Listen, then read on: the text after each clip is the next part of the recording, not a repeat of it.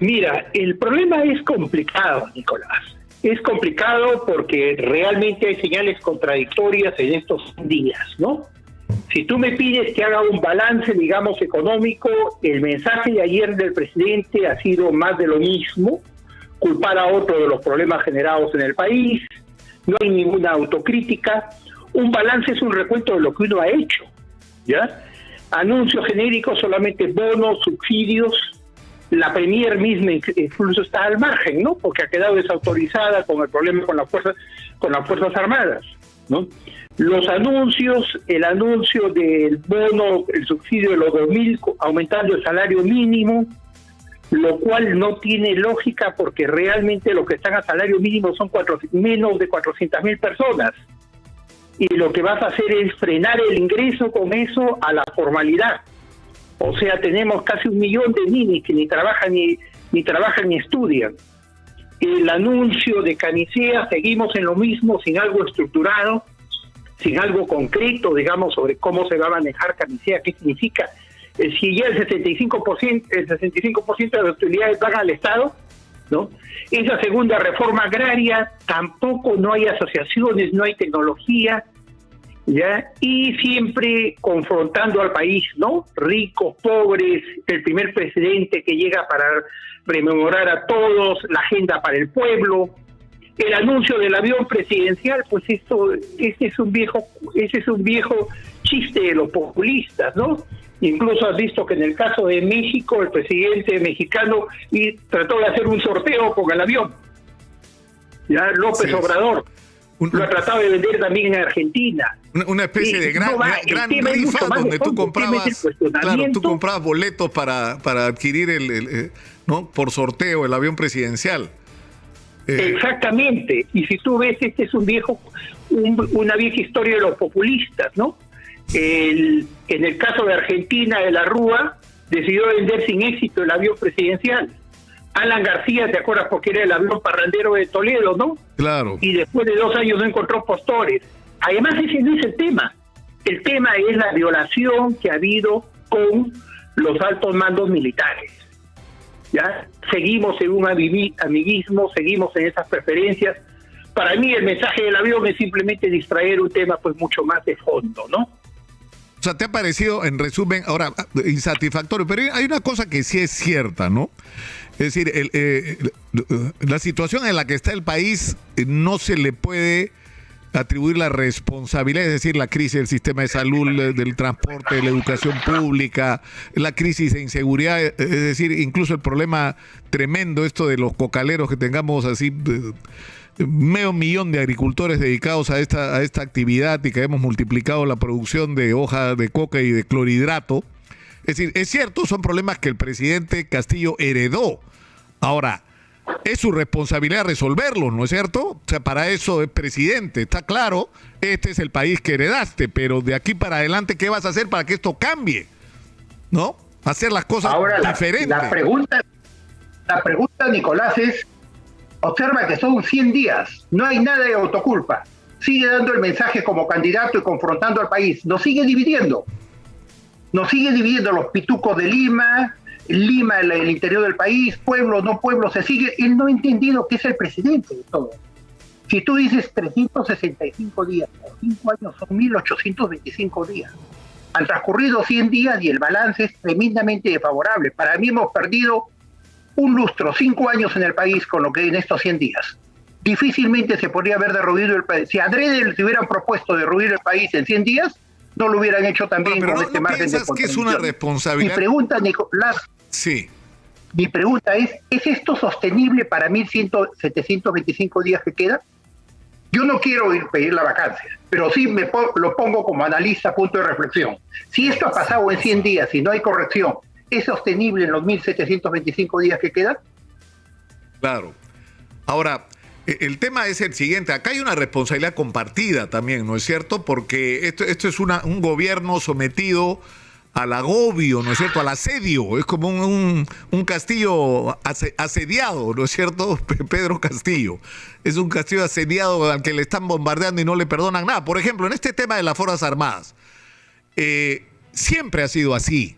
Siempre han metido la mano en los ascensos, han tratado de, ¿no es cierto? Ha habido la recomendación y el problema es que esto no justifica que lo que se haya hecho haya estado bien. Es decir, el decir esto se ha hecho siempre no te convierte a ese comportamiento en algo correcto.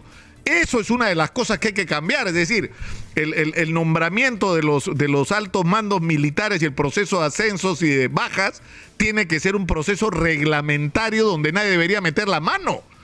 Es decir, no debería ensuciarse con interferencias políticas ni con recomendaciones. Entonces, de lo que se trataba es de que el presidente Castillo hiciera las cosas diferentes, no que repitiera el comportamiento de presidentes anteriores, ¿no?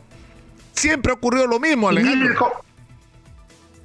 Ahora, eso es cierto, ha habido, pero nunca en esta forma, ¿no?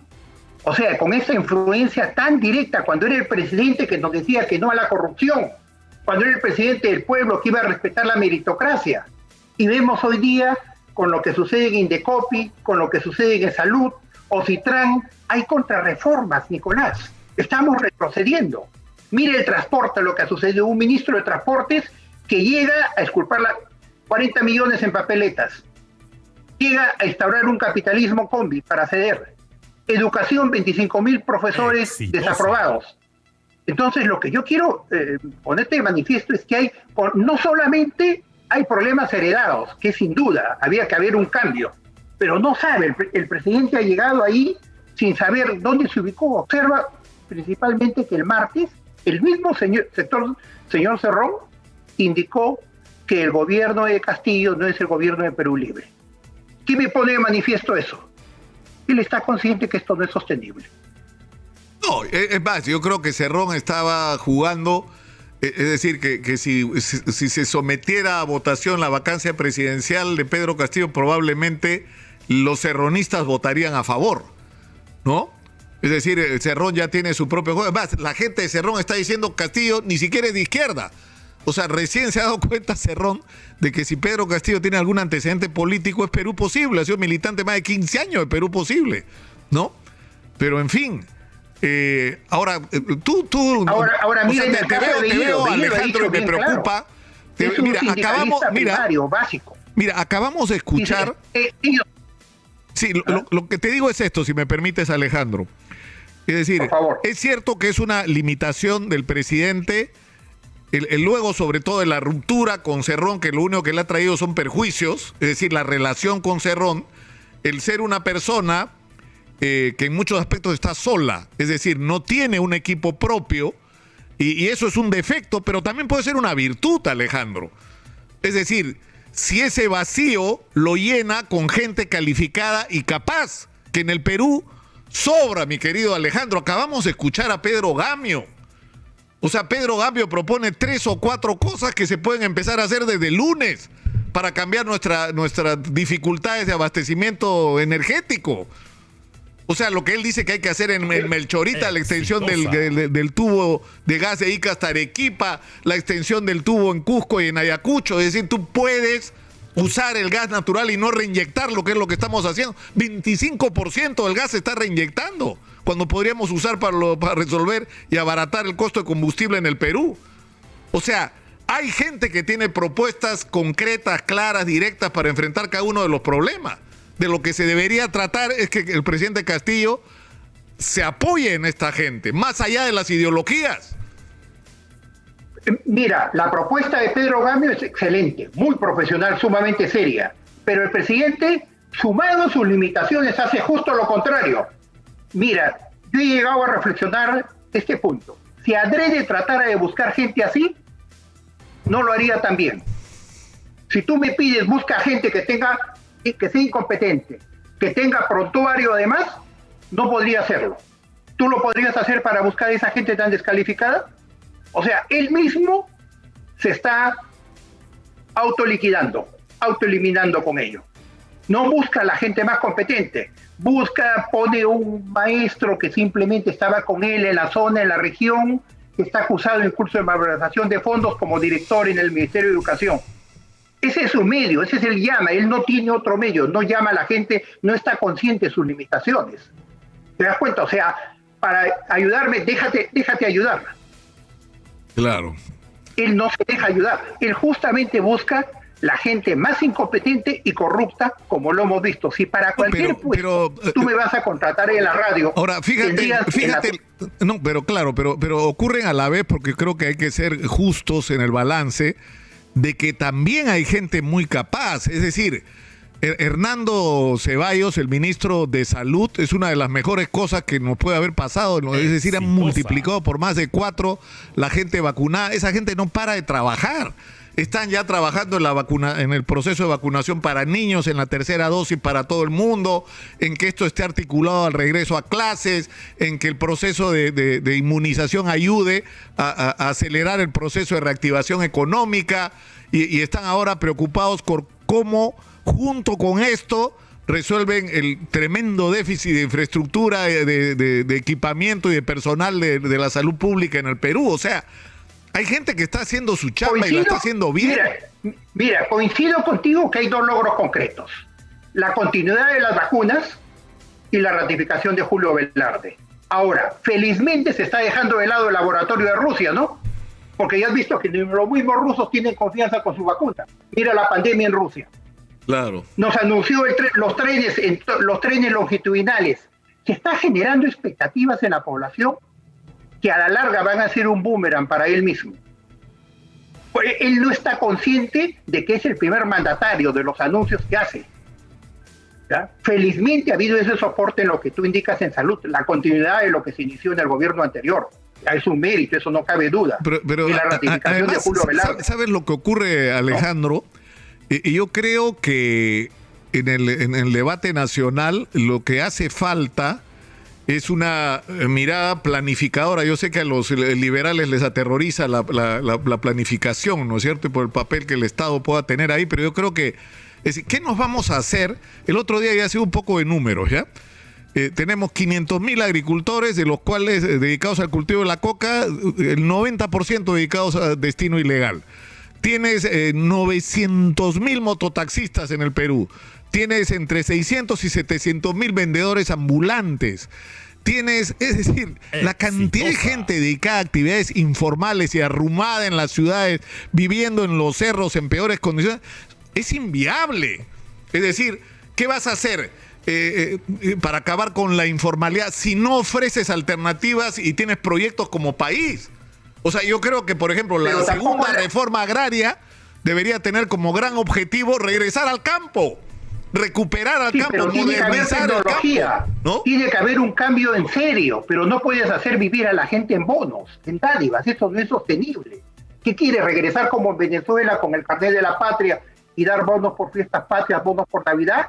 Puro regalo. Los subsidios no son sostenibles. Mira, el endeudamiento con este gobierno en los 100 días de Castillo son $4.000 millones más para el país. Cada peruano que nace debe $152. Si nos acercamos al 40% de deuda PBI, están usando el fondo de contingencias, es un fondo para emergencias.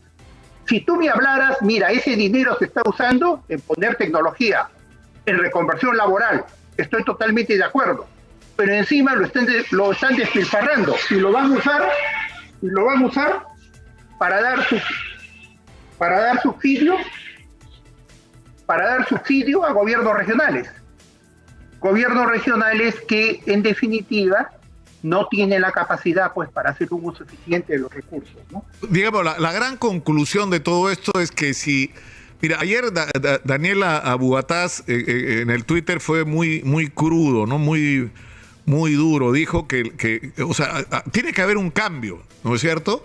Y la principal señal de este cambio, porque... Es decir, que no tiene que ver con esta especie de... Porque en estos 100 días el presidente ha estado a la defensiva, la oposición lo ha atacado y en muchos casos él le ha dado las armas a la oposición para que lo ataque, ¿no es cierto? Con los errores en las decisiones, sobre todo con los nombramientos en algunos casos. Pero lo que habría que abrir ahora, por el bien del país, no por el bien de Castillo. O sea, no estamos hablando de una persona, estamos hablando del destino del Perú. Es abrir el espacio... para hacer las cosas que hay que hacer en el Perú con la gente que está capacitada para hacerlo, Nicolás, por Dios, ¿no? Y él mismo boicotea a su primera ministra, está ausente en Ayacucho, y llegar a la misma primera ministra está señalando que se siente incómoda con el titular de defensa. La ignora en Ayacucho, él no necesita oposición. Ahora, lo que tú hablas de visión de futuro, comparto, pero lo que sucede es que hay un vacío de futuro en el país, ni los políticos, ni los empresarios, ni los académicos. Ellos quieren volver 50 años atrás, hablan sustitución de importaciones, hablan de industrialización. Hoy día el mundo vive cuarta revolución industrial, vive blockchain. Las empresas más grandes ya no requieren materia prima, son empresas del mundo de Internet. No entienden el mundo. Alejandro. Están dando una respuesta para el siglo XXI, están llegando a una guerra de misiles con arcos, con flechas. Siempre es un gusto. ¿Me entiendes? Siempre es un gusto hablar contigo, Alejandro, y siempre me queda corto el tiempo, pero tenemos que terminar. Pero